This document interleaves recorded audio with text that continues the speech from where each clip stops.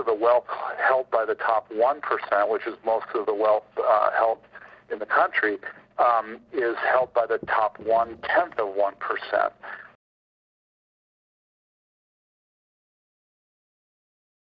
It's both its content and its comedy. It has both. So why would you not be entertained and at the same time become informed?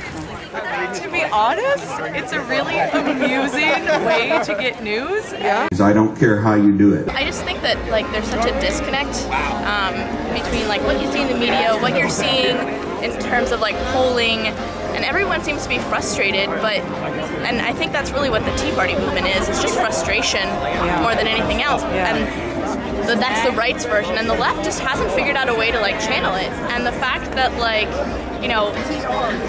Oliver Wendell Holmes, right? He said that with my taxes I buy civilization. And getting rid of taxes or going over libertarian is not going to solve any of the issues that everyone's so upset about. And so it's offering another side of the debate. Yeah. That's why I don't care. He's the cutest little puppy in the world. I got him 2 weeks ago. It's half a year. And he's super sleepy because it's 5 in the morning. It's 4:52. It's 4:52. I don't care. I don't care. I don't care.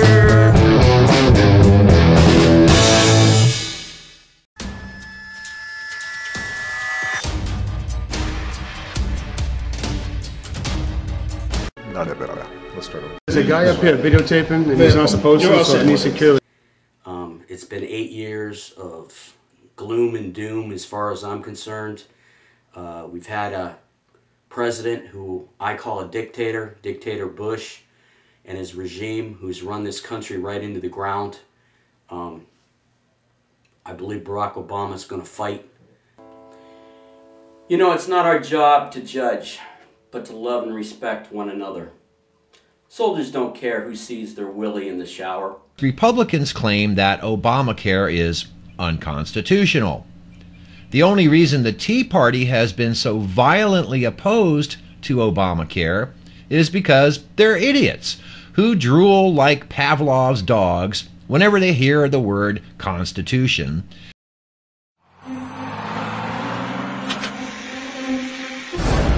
The state of the union is not good. Our trade deficit is too large. We must not go back to unwise spending.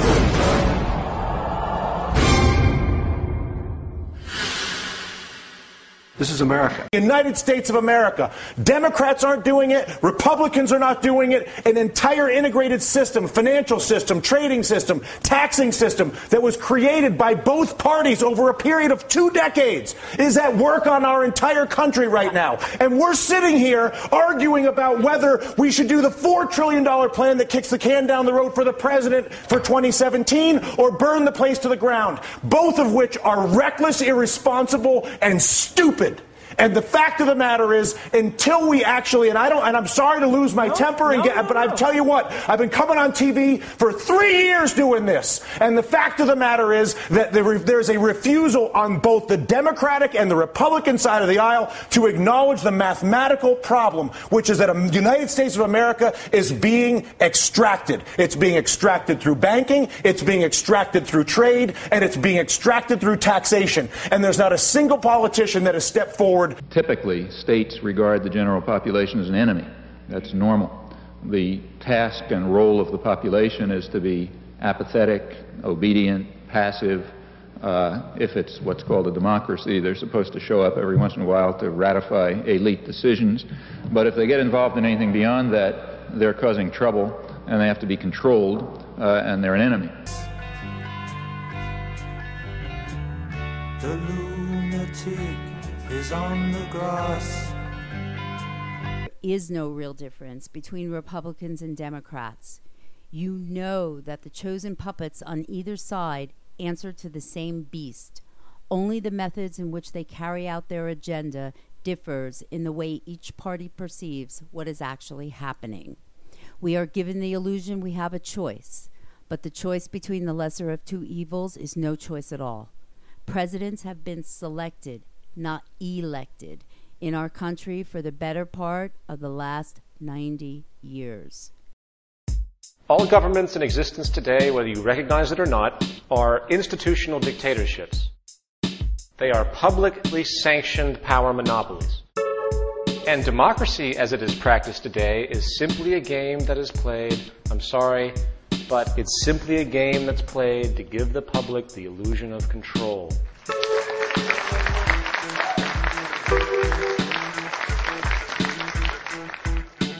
People think they have choice in our current system because they can press a button on a voting machine and put a pre-selected person into power.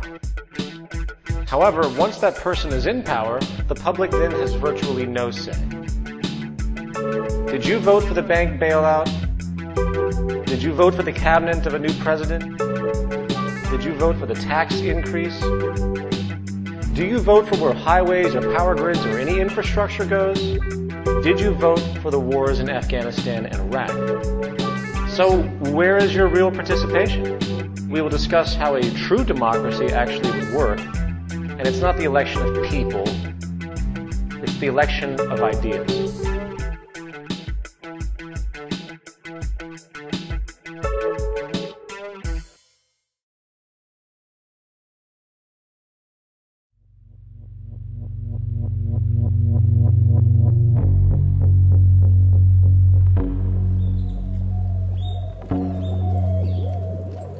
It was 6 in the morning. I got a knock on my door, a really loud knock, and I thought it was my dad who had locked himself out or something. So I opened it, and it's the LED flashlights and the really obnoxious bulletproof vest and the dragging me out into the cold when I'm in my pajamas. That was not fun. They seemed pretty shocked by the sarcastic, belligerent, angry teenager that they dragged out of bed that day. I don't know if it's just that I was 19 or that I was a girl, but they didn't expect this.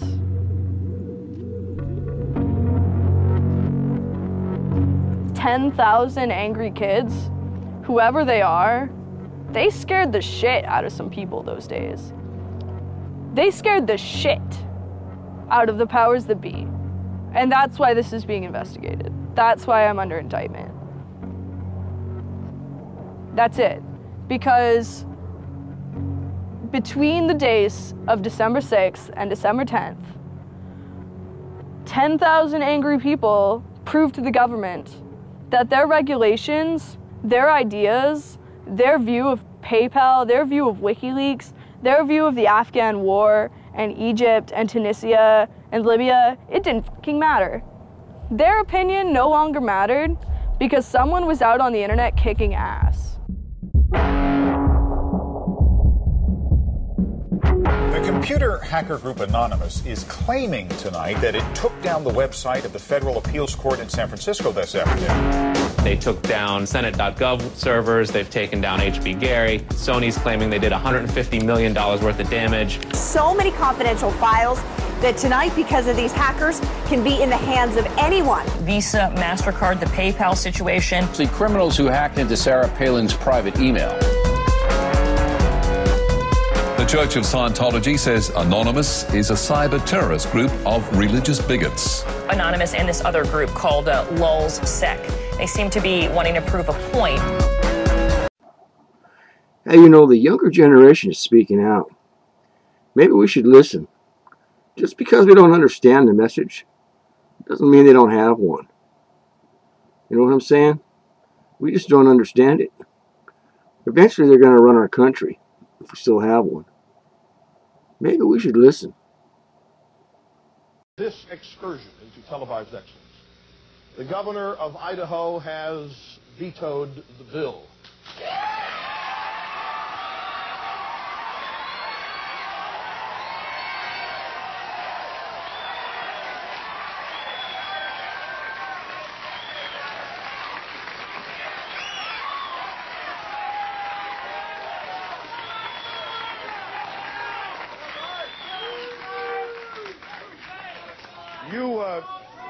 You were the first woman up. You are obviously very happy about this. I'm quite happy. You think that bans and economic boycotts like this have a role? I think women's lives are more important than any potatoes. You understand that? This is not about women's lives. It's about women's lives. It's about women's lives. Calm Calm down with the blood of women. Calm down. My name is Rush Limbaugh. Thank you. Good night. And doing potentially irreparable damage. And the truth is, yes, it's the entire column of chaotic.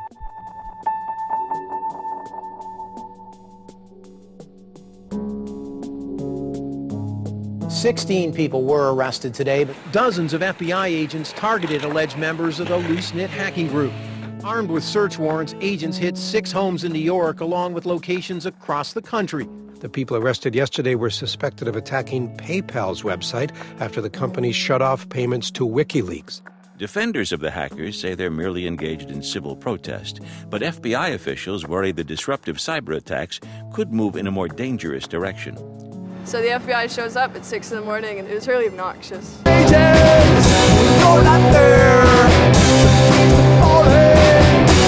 don't care. The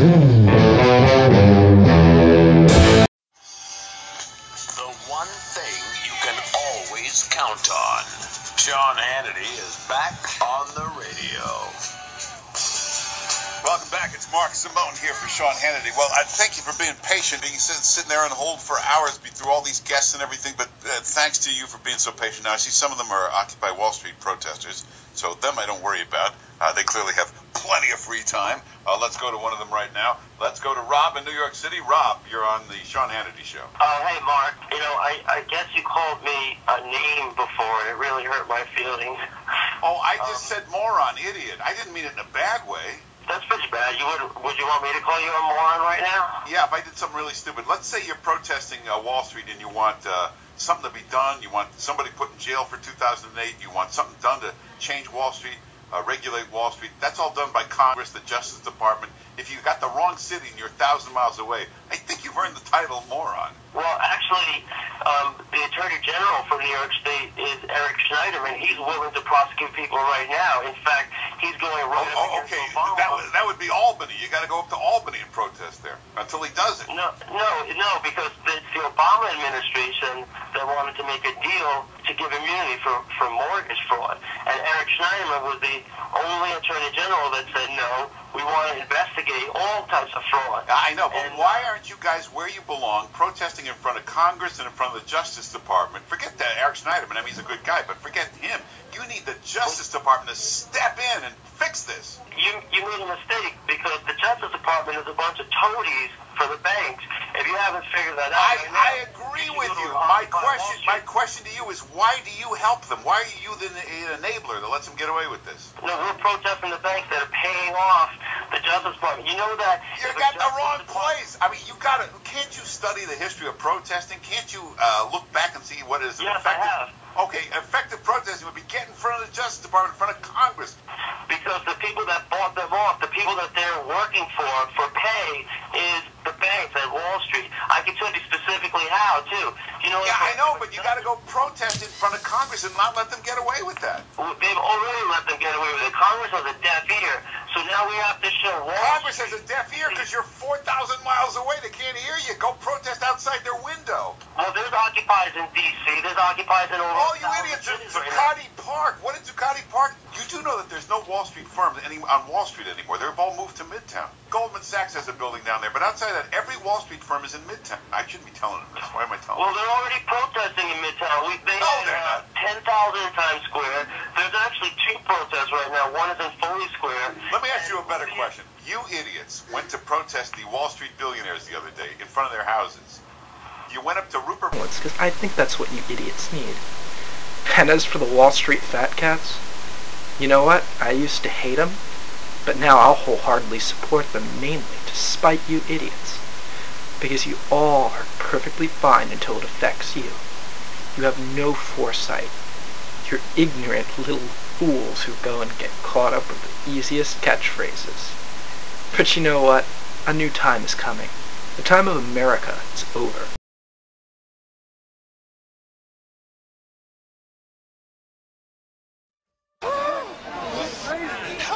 us now. Help us now. Help us. They don't want to do this. These people up there. These souls in their f***ing yards. They aren't in here, and they are not in our country. They are not American. Get them the f*** out of here. Get them the f*** out of here. This is ours. Minimize the federal government.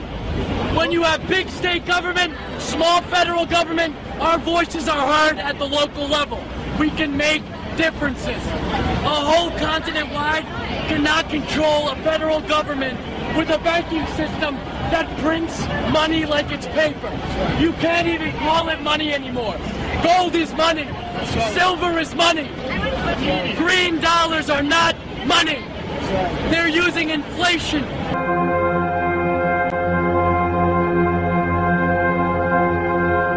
Tea Party there has apparently given the mayor of Richmond a bill for $8,000, the amount they say the Occupy protesters should pay for staying in the park there. The movements overall, though, seem to be growing, and a large part of this is in reaction to pictures coming out of Oakland, California over the last 48 hours or so. Now let's take this back to very early Tuesday morning, where police in riot gear raided the park protesters had been camping out in for about 2 weeks.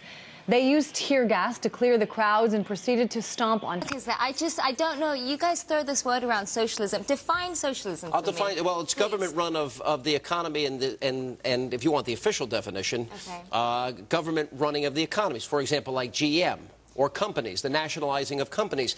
That is the Webster's dictionary definition. But when we're going to accumulate $1 trillion plus of debt a year, every year for 10 years, yes, we're spending too much money. May I ask you a question? Right, it's your show. It's, I'm just the final. Okay, Obama's been president for how many months? For a short time. Short time. When did this mess occur exactly? Well, if you're asking me if he inherited a recession, the answer is yes. But he was the one that increased spending with the omnibus bill 8%. He's the one that said he wasn't going to have earmarks and then gave us 9,000 of them. Hang on a second. He's the one that is proposing a $4 trillion debt with a $634 billion down payment on nationalized health care. And, Jesse, I don't think we can sustain it. And he's still talking about spending money. Today he held a press conference in London, and he was talking about the amount of... Spending. I spending more money. Spending on... Every 4 years, America's top job is up for grabs. With each new election comes a new batch of candidates with compromising foreign policy credentials. When they ask me who's the president of you, Becky, Stan, I'm going to say, you know, I don't know. Do you know? I'm afraid that it's a very hard struggle, particularly given the situation on the Iraq-Pakistan border. You can actually see Russia from land here in Alaska. Africa was a country on the brink of complete meltdown and chaos. Geographically illiterate U.S. candidates have supplied comedians with endless material. But all jokes aside, some presidential hopefuls vying to lead the world's most powerful armed forces know very little about America's military interventions. So you agreed with President Obama on Libya or not? Okay, Libya. Forming a cohesive sentence on geopolitics can be a struggle. I do not agree with the way he handled it for the following reason. No, that's a different one. Differentiating between friends and enemies, also a challenge. Obviously, got to stand with our North Korean allies. In the case of Republican candidate Mitt Romney, mixing up presidents and prime ministers can be common. I think President Putin represents a real threat to the stability and peace of the world. The overarching ignorance on international affairs has caused American political commentator Bill Maher to conclude, I think anybody could be president in this dumb country. Okay. Sort of like at this point now, where I think if you're going to be, when you register to be a candidate, you also have to go take a test about foreign affairs. And if you fail the test, we might get you one chance to take it again. And then I'm saying, sorry, go run for city council in your little town in Alaska. If a country with the world's highest national GDP is being represented by politicians with a deficit on international affairs, the biggest consequence is likely to be America's credibility around the world. And even who we target. And let me finish with this. I get lost in a blizzard of words there. This is where it gets really dangerous for the United States of America. It's like, wait a minute, how could they possibly be right about terrorism? How could they be right about North Korea? How could they be right about Iran's so-called nuclear program when their candidate doesn't even know that there's a North and South Korea? I think the U.S. is lying. And so then the world has this very paranoid view of the United States because of the candidates not understanding basic facts. Or understanding basic principles of international law, which unequivocally prohibit torture. If I were president, I would be willing to use waterboarding. I think it was very effective. It gained information for our country. The consistent streak of foreign policy blunders made by U.S. presidential hopefuls is quite humorous, but it could also be considered a national tragedy if most candidates campaigning to be leader of the so-called free world simply don't know enough about the world outside of America's borders. Marina Portnaya, RT, New York. By the way, do you know the website? You know, I'm embarrassed. Do you know the website number? I should have it in front of me, and I don't. I'm actually embarrassed. I'm going to call your office directly, too, and get it later. It is recovery.gov. Recovery.gov. Is that up and running already? That's up and running. All right. Thank you, Mr. Vice President. Thank you. Our final witness today is Brian Johnson. He is the Federal Affairs Manager for Americans for Tax Reform and is the Executive Director of the Alliance for Worker Freedom. Welcome, sir. Whenever you're ready, please begin. Thank you. Good morning, Chairman Markey, Ranking Member Sensenbrenner, and members of the Select Committee. I appreciate the opportunity to appear before you today to discuss the effects of the Recovery Act on our economy with respect to green job creation. Government spending of this magnitude cannot stimulate our economy. Every dollar spent attempting to force the market toward a specific sector is subject to taxation and must be first borrowed out of our economy. The result is a redistribution of existing purchasing power rather than the creation of new purchasing power. This spending creates less economic activity than if the money had been left with private sector investors. The goal was to create 3.6 million jobs according to the administration's own estimates. Since signed into law, we have lost 3.3 million jobs. Spending,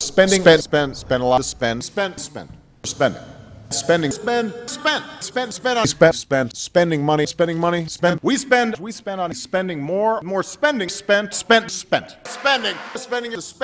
I spent most of my time talking about spending money, spending, crazy spending in Washington. All this money was spent.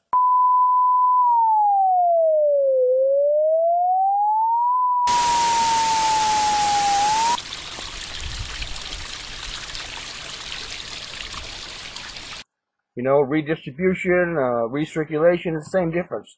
We only have so much money. We can print all the money we want, but the value is the same across the world. And our tax dollars. We spent $1 trillion at war. To spending money, spending. That's money I can spend somewhere else. Spending money to be spent on spending.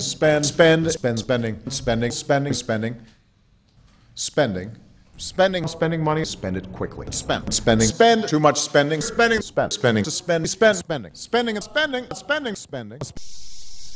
Oh, what the heck? What the heck was that? Spending.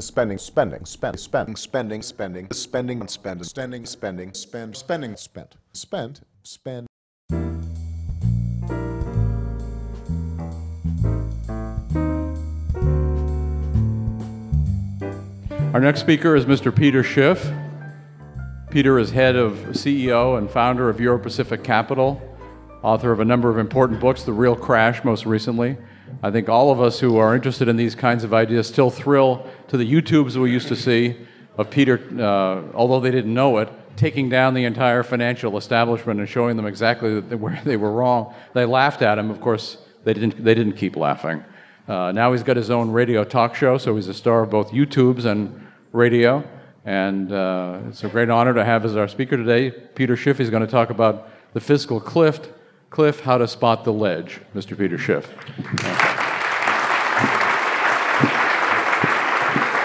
You know, I think we just went over it. So, how would you phase out Fannie Mae and Freddie Mac? Does the private mortgage industry need additional regulation? That's from William Schmidt. Let me start with Governor Romney. Well, I think you know that Fannie Mae and Freddie Mac were a big part of why we have the housing crisis in the nation that we have. And we've had this discussion before. Speaker Gingrich was hired by Freddie Mac to promote them, to influence other people throughout Washington, encouraging them to not to dismantle these two entities. I think that was an enormous mistake. I think instead we should have had a whistleblower and not a horn tooter. I would do no consulting. Wrote in no lobbying. Governor Romney owns shares of both Fannie Mae and Freddie Mac. Governor Romney made $1 million off of selling some of that. Governor Romney owns share and has an investment in Goldman Sachs.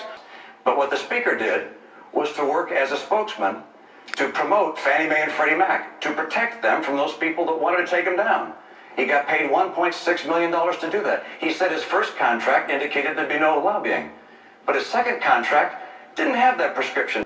He's not aware of the investments that were being made in his name. Of course, I can't. There's blind trust. To compare my investments with his is like comparing a tiny mouse with a giant elephant.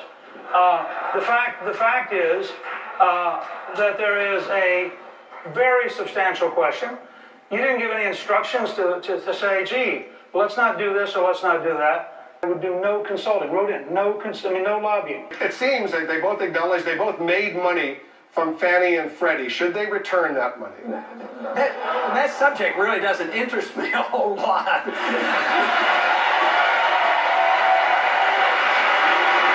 the question does. The question is, what are we going to do about Fannie Mae and Freddie Mac? It should have been auctioned off right after the crash came. It would have been cleansed by now. It should have been sold. But maybe it's my physician background, but I think an ounce of prevention is what we ought to talk about so we quit doing this.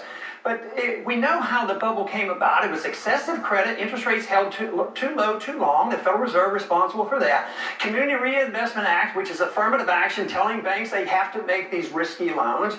At the same time, there was a line of credit which allowed Fannie Mae and Freddie Mac to, to make more money, and it was assumed that they would always be protected. Now, you can't argue. I've talked a long time about cutting off that credit from the Fed. I was trying to prevent this stuff.